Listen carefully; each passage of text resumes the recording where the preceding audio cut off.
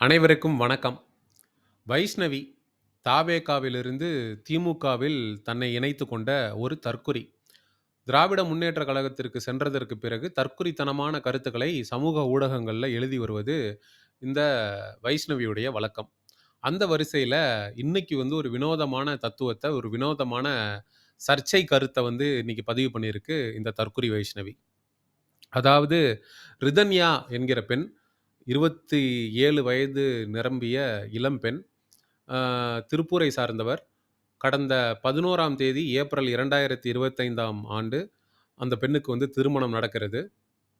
திருமணத்தில வரதட்சணையாக 300 பவுன் நகை, மாப்பிள்ளைக்கு 70,00,000ல காரு அதெல்லாம் வாங்கி கொடுக்கப்படுது.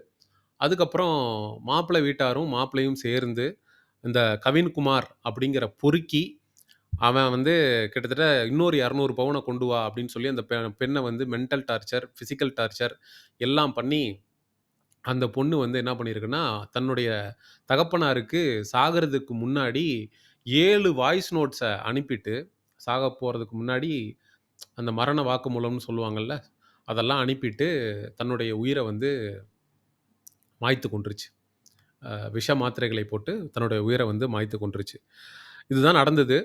அ இதை வைத்து சாவை வைத்து அரசியல் செய்ய முடியுமா அப்படின்னு கேட்டீங்கன்னா, இந்த தற்குறி வைஷ்ணவியால முடியும்.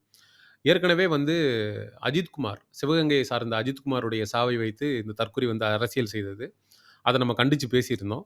அந்த வரிசையில இப்ப ரிதன்யாவுடைய சாவ வச்சும் அது பேசியிருக்கு. அதையும் கடுமையாக கண்டித்து இந்த ஒரு வீடியோ தொகுப்புல நம்ம பேசப் போறோங்கிறதுல எந்த விதமான மாற்று கருத்தும் இல்லை. என்ன பதிவு போட்டிருக்கு இந்த தற்குறி அப்படின்னா, பெண் விடுதலை என்பது ஒரு பெண் அறிவு விடுதலை பெறுவதுதான். இன்றைய காலகட்டத்தில் ஒரு பெண்ணுக்கு அறிவு விடுதலை பெற நல்ல கல்வியும், பொது அறிவும், பகுத்தறிவும் எவ்வளவு முக்கியமோ, அதைவிட முக்கியம் அவளது பெற்றோரின் நம்பிக்கையும், ஆறுதலான வார்த்தையும். திருமண வாழ்வில் அந்த பெண் ரிதன்யாவ சொல்லுது. அந்த பெண்ணின் சுதந்திரம் பறிக்கப்படும்போது, விவாகரத்து என்பதன் மூலம் மீண்டும் அவளது சுதந்திரம் கிடைக்கும் என்பது இந்த பெண்ணை பெற்றவருக்கு தெரியாதா? அப்படின்னு சொல்ட்டு, திருமண சடங்கின் மூலம் ஒருவனுக்கு ஒருத்தி என்ற கோட்பாட்டை வைத்துக்கொண்டு, ஆணாதிக்க மனப்பான்மையுடன் செயல்படும் இவரைப் போன்ற நபர்கள் இவ்வுலகில் வாழ தகுதியற்றவர்கள். அப்படின்னு சொல்லி யார சொல்லுது இந்த தற்குறி அப்படின்னா, அந்த ரிதன்யா அப்படின்ற பொண்ணுடைய தகப்பனார், அப்பா இருக்கார்ல, அவர் சொல்லியிருக்காரு, இந்த மாரி என் பெண்ண நெனச்சு நான் பெருமை தான் படுறேன். ஏன்னா, ஒருவனுக்கு ஒருத்தியா இருந்து தான் அந்த பொண்ணு என்னோட பெண் உயிரை மாய்த்துக் கொண்டாள். அப்படின்ற அந்த ஒரு அர்த்தத்தில சொல்லியிருக்காரு. என்னுடைய பெண்ணால இன்னொருத்தன மனதார நினைச்சு பார்க்க முடியல. அ கணவன நெனச்சிருந்து, கணவன் தான் வாழ்க்கை அப்படின்னு நெனச்சிருந்ததுனால தான் என் பொண்ணு உயிர மாச்சுக்கிட்டா. அப்படின்னு ஒரு பெண்ணுடைய தகப்பன் சொல்ல வந்தத, திரிச்சு வேற மாதிரி பேசி, ஒருவனுக்கு ஒருத்தி அப்படின்னு இந்த காலத்தில பேசுறதெல்லாம் எப்படி? அதெல்லாம் எப்படி நான் பெரியார் பேத்தி எனக்கு கோவம் வருமா இல்லையா? நீ எப்படிய்யா ஒருவனுக்கு ஒருத்தின்னு சொல்லலாம்? அந்த பெண்ணுடைய தகப்பனார் அந்த காலத்து மனுஷன். அவருக்கு நம்மளுடைய தமிழ் பண்பாடு, தமிழ் கலாச்சாரம் சொல்லிக் குடுத்தது அ ஒரு ஒருவனுக்கு ஒருத்தி அப்படிங்கிறது தான் வாழ்வியல். நம்ம தாலி கட்டுன பெண்ணோட தான் நம்மளோட வாழ்க்கை கடைசி வரைக்கும் இருக்கணும் அப்படிங்கிறத தான் கத்துக் குடுத்து அவர் வளர்த்திருப்பாங்க. வேற பெருசா அந்த காலத்து ஆளுங்களுக்கு பெருசா வேற ஒண்ணும் தெரியாது. அத அடிப்படையா வச்சு என்னுடைய மகள் ஒருத்தனையே நெனச்சுட்டு, அவன் இல்ல அப்படின்ற ஒரு சூழ்நிலை வந்தப்ப தன்னுடைய உயிர மாச்சுக்கிட்டா அப்படிங்கிற அர்த்தத்தில சொன்னத, இந்த பெரியார் பேத்திக்கு கோவம் பெரியார் ஒரு மிகப்பெரிய அரிய தத்துவத்த சொன்னவர்ல. ஆண்கள் மட்டுமல்ல, பெண்களும் 2 ம கணவன்களை வைத்துக் கொள்ளலாம். 2 கணவன்களோடு நிறுத்தணுங்கிற அவசியம் இல்ல. தேவைப்பட்டால் 4, 5 ஆசை காதலர்களை வைத்துக் கொள்ளலாம். அப்படின்ற ஒரு உயரிய தத்துவத்தை பேசியவர் பெரியார் இல்லையா? அந்த பெரியார் வழி வந்தவர்கள் திராவிட முன்னேற்ற கழகத்த தோழர்கள் இல்லையா? அந்த திராவிட முன்னேற்ற கழகத்தில் இருக்கக்கூடிய வைஷ்ணவி ஒருவனுக்கு ஒருத்தி அப்படின்னு சொன்னா எங்களுக்கு கோவம் வரத்தானே செய்யும். நாங்கலாம் திருமணம் கடந்த உறவு அப்படிங்கிறத பத்தி பேசிக்கிட்டு இருக்கோம். அ காதலுக்கு எதிரா நல்ல காதல், கள்ளக்காதல்.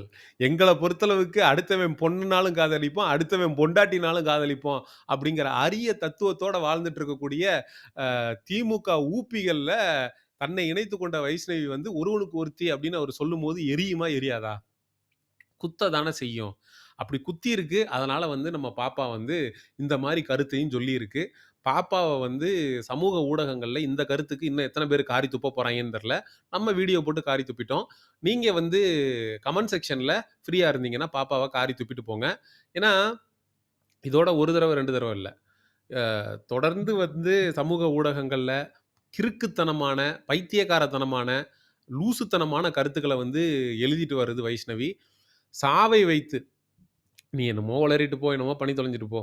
சாவை வைத்து நீ வந்து அரசியல் செய்றதுன்றது வந்து உண்மையிலே கேவலமான ஒன்று அப்படிங்கிறத நம்ம திரும்ப திரும்ப சொல்லிக்கிட்டு இருக்கோம். அப்படிங்கிற இடத்துல வந்து அஜித் குமாருடைய சாவ வச்சும் இந்த வைஷ்ணவி அரசியல் செஞ்சுது. அதே மாரி இந்த ரிதன்யாவுடைய சாவ வச்சும் அவங்க அப்பா ஏதோ தெரியாம பேசியிருப்பாரு. உங்க அப்பாக்கு எல்லாம் தெரியுமா?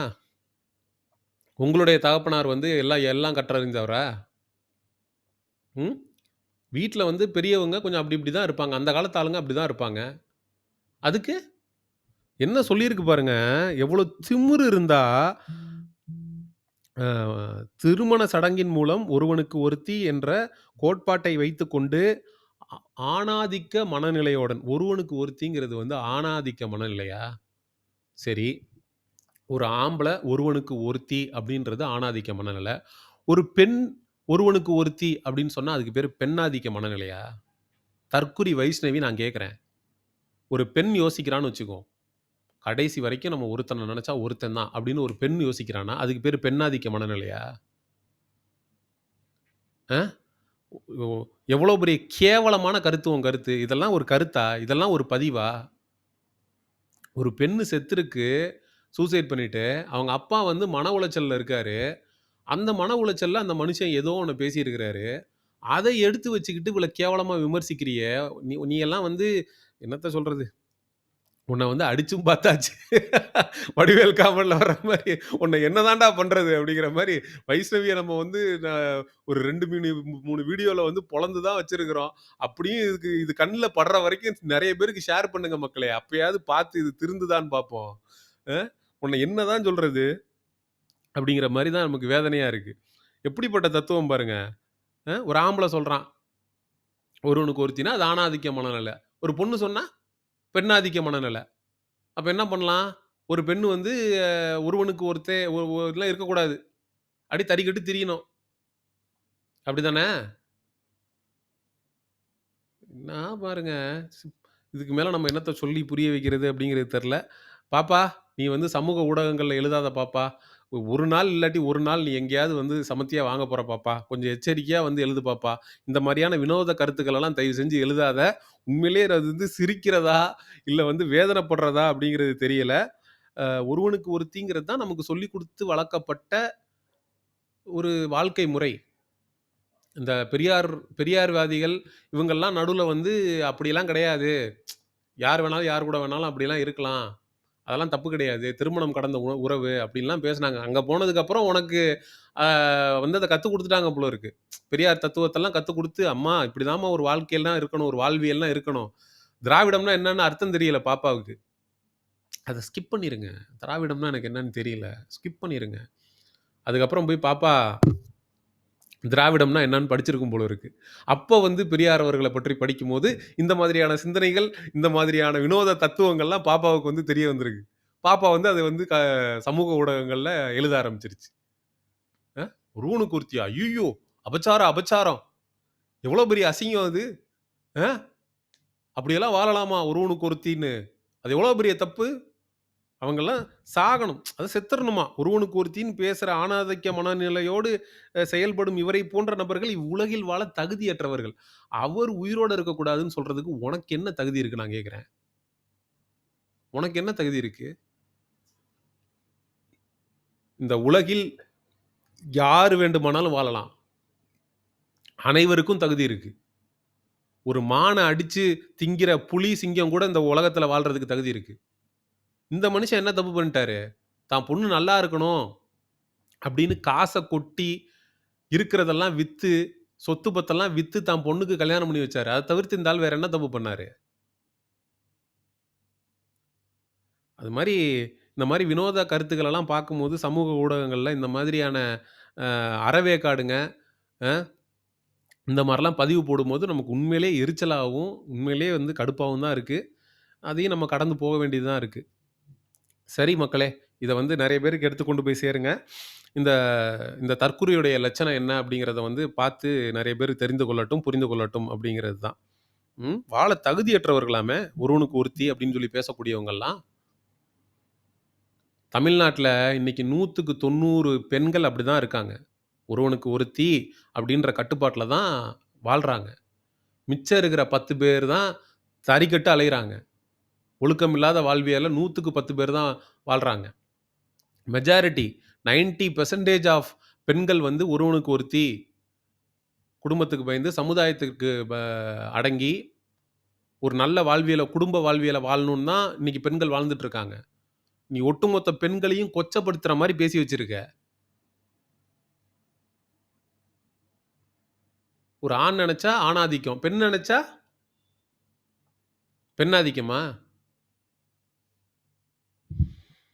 ஒருவனுக்கு ஒருத்தின்னு ஒரு ஆண் பேசக்கூடாதாம். அது ஆணாதிக்கமா? ஒரு பொண்ணு பேசுனா, "ஏன் அத எழுத நீனு, அத போடேன்." ஸோ இதெல்லாம் வந்து பார்த்துட்டு, சகிச்சுக்கிட்டு கடந்து போணும் அப்படின்னு இருக்கு. சரி இதுவும் ஒரு பதிவு. ஸோ நன்றி மக்களே. ஸோ வைஷ்ணவியுடைய இந்த வினோத கருத்து வந்து உங்கள எந்த அளவுக்கு பாதிச்சிருக்கு அப்படிங்கிறத கமெண்ட் செக்ஷன்ல சொல்லுங்க. நானும் பார்த்து, படித்து தெரிந்து கொள்கிறேன். அடுத்த ஒரு காணொளி பதிவில் சந்திப்போம். நன்றி, வணக்கம்.